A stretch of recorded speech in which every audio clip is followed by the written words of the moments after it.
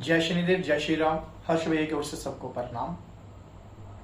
आज का हमारा यह टॉपिक है कि किसी भैया ने यह सवाल किया, वह नॉर्मली सबका ही आप लोगों का यह सवाल रहता है कि हम भैया सेवा कर रहे हैं, अपनी शक्तियों को जागृत करना चाहते हैं, हमने अपने गुरुजी भी बना रखे हैं, हम अपने घर में या कहीं बैठ के या बाहर या किसी भी धाम में हम सेवा करते हैं। पहले हमारे घर में दिक्कत थी, उसके बाद हमने पूजा पाठ की, उसके बाद गुरुजी ने हमारे ऊपर आशीर्वाद दिया, हमें हाथ रखा, आशीर्वाद दिया, उनसे हम अपनी पूजा पाठ को और आगे बढ़ाया। फिर हमें अनुभव शक्तियों का होने लगा और हमने इस कार्य को करना शुरू कर दिया। जब इस कार्य को शुरू किया तो हमारे पास कुछ लोग आए। हमारे जप करने से वह ठीक तो हुए, उनको आराम भी आया, पर कुछ आराम नहीं भी आया।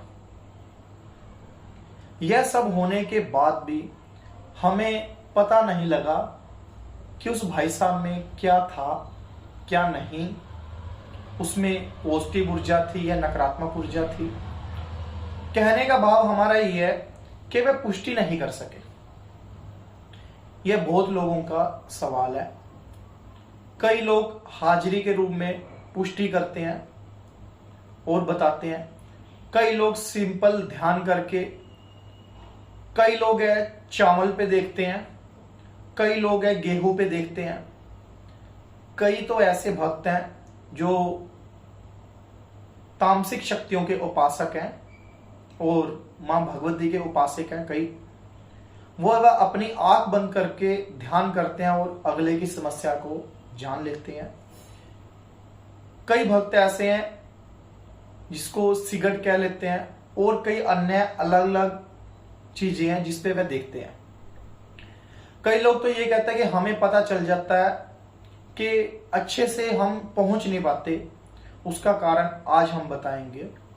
अगर आपको पूजा पाठ कर रहे हो, सारी चीज का पता लग रहा है, तो आपका यह मुख्य कारण है कि आपने उस देवी देवता के नाम का तप जप नहीं किया, आपने उस प्रकार से वह सेवा नहीं की जिससे आपको उसकी कृपा प्राप्त हो।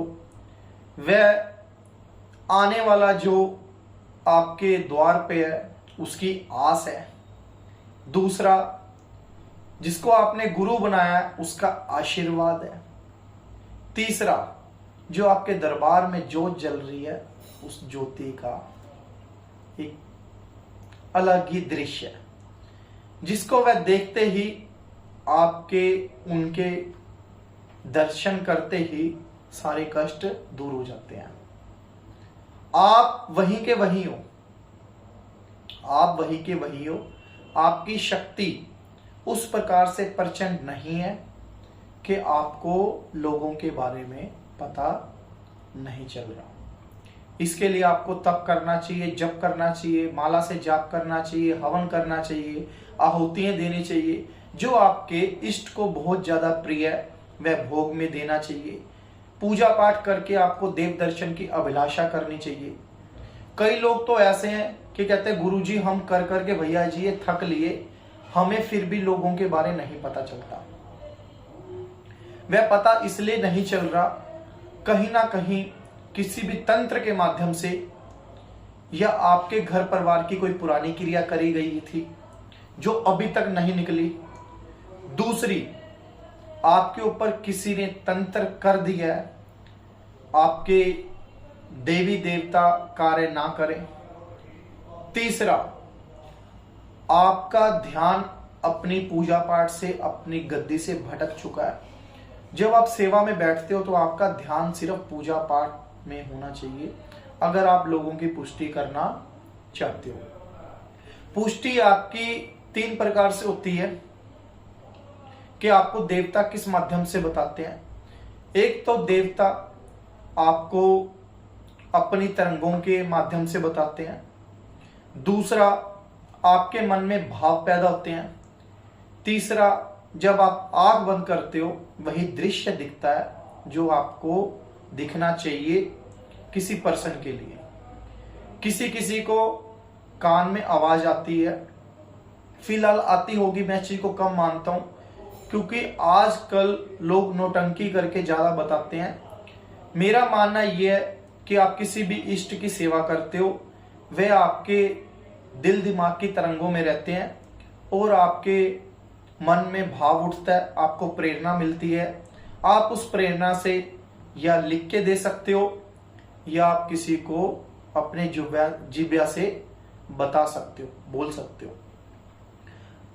यही है बताने का प्रोसीजर। अगर आप लोगों को यह चीज नहीं हो पा रही है तो इसके लिए आपको अपने कुल देवी देवता को मनाना चाहिए, अपने पितरों को सही करवाना चाहिए। तीसरा, आपके घर में चाहे 30 साल पुरानी, 35 साल पुरानी, जितनी भी पुरानी समस्या थी, उस नकारात्मक ऊर्जा के कुछ अंश तो नहीं बच रहे हैं, उसको सही रूप से ठीक करवाना चाहिए। अगर आपकी ये तीनों चीजें बहुत बड़ी हैं तो आपको कभी भी कोई सकारात्मक ऊर्जा को पुष्टि करने से कोई भी नकारात्मक ऊर्जा नहीं रोक सकती। जो कई कहते हैं कि हम बताते बताते बता नहीं पाते, हमारा 3 साल पहले कार्य बड़ा अच्छे से चलता था, अब नहीं चल रहा है। अगर आपके इष्ट और देवता और आपके ऊपर कोई किसी प्रकार की नकारात्मक ऊर्जा नहीं है तो आप नॉर्मली किसी की भी बारे में बता सकते हो। तीसरा, जो अपने इसी कार्य में, इसी फील्ड में है, उनके कई दुश्मन भी बन जाते हैं। अगर आपके ऊपर कोई दुश्मन बार बार क्रिया करता है तो आपका लोगों का ठीक करना, आपके दरबार में नकारात्मक ऊर्जा का आना। तीसरा, आपकी उस प्रकार से पुष्टि ना हो पाना, वो स्वाभाविक है। आपको अपने दुश्मन को जो क्रिया करता है किसी प्रकार से, अगर पहले वह बंद करनी चाहिए। अगर किसी प्रकार से बार बार कर रहा है तो आप लोगों को यह पता होना चाहिए कि वो करता है तो किस इष्ट के माध्यम से करता है। अगर उसका ते आपका इष्ट सेम है तो आप उस क्रिया को रोक सकते हो। एक दिन ऐसा आएगा वह अपने आप ही करना बंद कर देगा। अगर वह किसी और इष्ट को लेके पूजा कर रहा, आप किसी और इष्ट लेको पूजा कर रहे हो, तो आपके वो कार्य कर सकता है जिससे आपकी सेवा, आपकी शक्ति कार्य नहीं करती है। अगर आप उस शक्ति को भी प्रणाम करके ग्रहण करते हो, एक देव शक्तियों का रूप मानते हो, वह आपका भी इतना कार्य करेगी जितना वह आपके दुश्मन का कार्य कर रही है। आपके ऊपर जितनी भी भेजी हुई समस्या है वह एक वज्र जैसी बन के आएंगी और एक छोटी सी पिन होती है, वो सिर्फ चुभती है, इतना ही रह जाएगा। सिर्फ दूर से प्रहार तेज और पास आते आते धीमा हो जाएगा। अगर आपके ऊपर कोई दुश्मन कर रहा है तो उसका आपको इष्ट वही सेम करना पड़ेगा जिस इष्ट की वो पूजा करता है।